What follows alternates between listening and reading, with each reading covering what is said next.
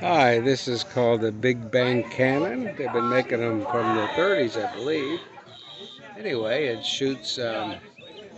It's a carbon. I forget the name, but anyway, it's like a powder, but it's not gunpowder. And you put it in here. Fill some in there, down in there, and then you put a measured amount. And this has got water in it inside here. And this is a sparker, like a flint in here.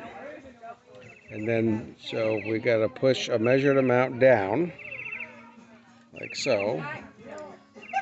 That drops the powder in the water, and you wait a few seconds till the gas dissolves in the water, makes a gas, and then hopefully it will fire. Let's see if we get some luck here. It works. It works.